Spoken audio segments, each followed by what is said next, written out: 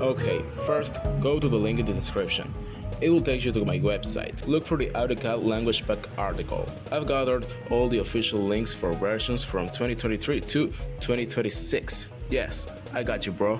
This link uses a shortener to support the channel so I can keep making these tutorials for you. If you don't know how to skip it, check the card right here. Once you download the file, just run it. But wait, here's the part everyone misses. AutoCAD won't change automatically. You'll see a new icon on your desktop named AutoCAD 2025 or 2026, any other one, English. It will say English after the year. You must open the program from this specific icon to see the changes, or by other way, it will have the same language that it had before. And that's it.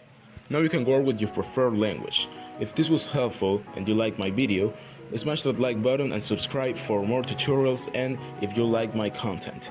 Check out my other videos on the screen and see ya!